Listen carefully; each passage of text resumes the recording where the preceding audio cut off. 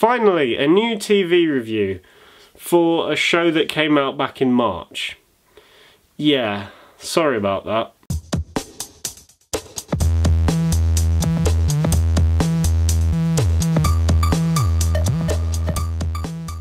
Legion is created by Noah Hawley and is loosely based off of the X-Men character of the same name. But to be honest, you don't really need to know much about the original character from the comics anyway going into this show, because the comics and the show are completely different. I honestly knew nothing about the character of Legion before going into this show, and to be honest, you don't really have to, because the show is its own thing entirely, and the only thing it takes from the comics and implements here is the fact that the character of Legion is one of the most, if not the most powerful mutant to ever live.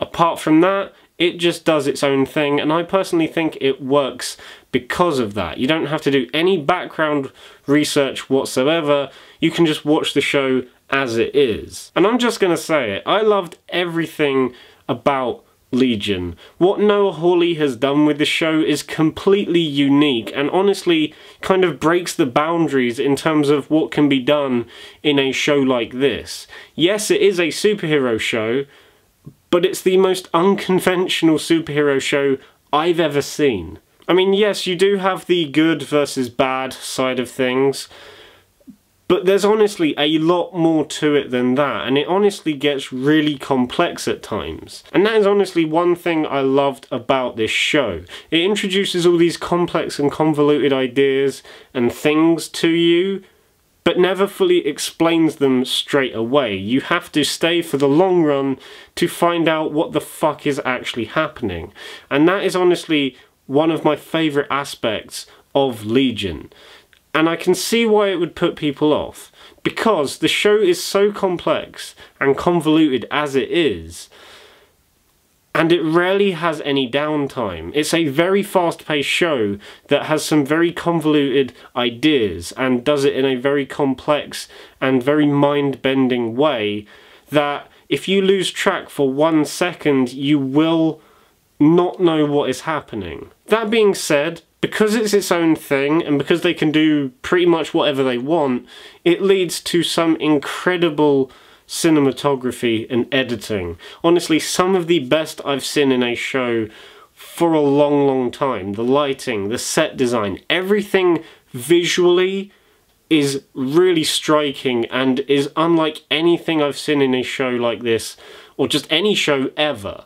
They really do things that you don't usually see in a show like this, and there's a lot of stylistic references to the likes of Stanley Kubrick and even the likes of Nicholas Winding Refn, especially in terms of the cinematography and lighting. It's a really gorgeous looking show, and especially the further you get in to the episodes, like with episodes 6, 7 and 8, they do things that honestly just blew my mind. Honestly, this show could have gone really bad, but what Noah Hawley has managed to do with its select group of characters and really trippy visuals is honestly something that I can see a lot of people really enjoying. And honestly, this is probably the biggest definition of a cult TV show that I've ever seen. Because yes, it will leave people behind, but for those people that are patient and stick with the show, they will be rewarded, and it's gonna end up having its own really dedicated fan base that I can be proud enough to say I am a part of. I really like the music choices in this show as well, from the likes of already existing songs like a few Radiohead songs and Pink Floyd stuff that really does fit with the style of the show in the best possible way. But also the original score by Jeff Russo is really hypnotic at times and really does fit with the style of the show as well. He perfectly knows where to put things and knows when to go cinematic and when to go a bit more, you know, electronic and trance based. It really does fit with the show and its style and visuals. Okay, and now onto the acting. And honestly can't talk about this without mentioning the two standout performances in the entire show, that of Dan Stevens and Aubrey Plaza. Dan Stevens you may know from the recent live-action remake of The Beauty and the Beast, but I personally know him from Downton Abbey and a small film from 2014 called The Guest. He's amazing in this show. Honestly, his performances in The Guest and Downton Abbey I thought were good, like really good, but here he just outdoes himself and he is on top form from start to finish. He's really good in this show, especially in the first episode, which we mostly see from his perspective, and because he's been told his entire life that he's schizophrenic and his mind is all over the place, we are seeing that episode from an unreliable narrator, which makes it even more odd in the way it's constructed, and the fact that because he's an unreliable narrator, we're not going to get a straightforward from point A to point B story. It's going to be a bit all over the place, and it really does make us immediately connect and sympathise with David's character even more. However, even though Dan Stevens is really good, the highlight of the entire show easily goes to Aubrey Plaza, who, oh my god, she is fucking amazing in this show. If you thought the show was good, she makes the show 100 times better. She steals literally every scene she's in, whether she's playing a mental patient alongside David, Dan Stevens' character, or whether she's looking like Tim Burton for some reason. However, that's not to say the other characters are bad as well, because they're not. Rachel Keller as David's girlfriend I thought was really good as well. She doesn't have a standout moment, but I wasn't really expecting one from her character, and I thought she did good for what was asked of her. Bill Irwin and Jean Smart I also thought were very good in the show as well. Jean Smart was as good as usual. I thought she was good in Fargo Season 2, and she's just as good here. Bill Irwin I really did like as well.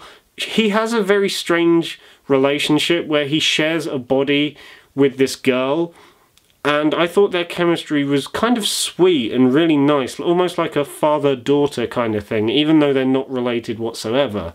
And I really liked their chemistry and the way that was balanced in the show. Also, Jemaine Clement is in the show as well. You may recognise him from Men in Black 3 or Flight of the Conchords. I really did like him in the show. He's lovably weird.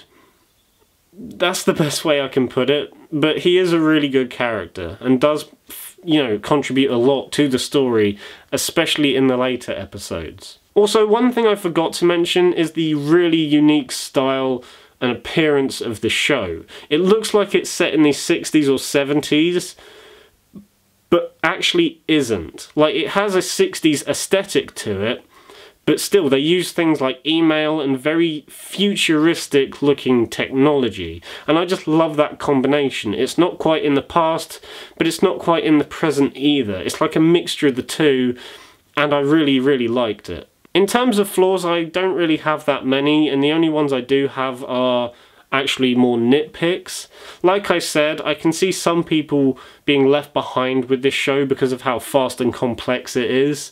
If you're not on board by like the first 2 episodes, then I'd honestly leave it. But for those of you that stay on, I think you will be rewarded. The only other nitpick I have is that even though the visuals in the show and the CGI and special effects are really good for the most part, there are a couple of moments where the CGI is questionable, to say the least. Like, it can get kind of bad at times. For example, and this isn't exactly a spoiler, but the first time that David enters the ethereal plane, it is so obviously filmed on a green screen. Like, you can even see the edge around David where they did the keying. And even though if it was something else, I would make a bigger deal of that, but it actually kind of fits with the unique style of the show. So yeah, as you can tell, I kind of loved Legion Season 1, and I'm going to give it a 9 out of 10, with some of my favourite episodes being Chapter 1, Chapter 3, Chapter 6, Chapter 7, which is easily the show at its highest point possible, and Chapter 8. So guys, that was my review of Legion Season 1. I hope you enjoyed it. If you've seen the show, let me know in the comments what you thought of it, because I really would like to hear your opinions about this show, because I don't think enough people have seen it. If you enjoyed the video, then give it a thumbs up and subscribe to the channel if you haven't already. Bye.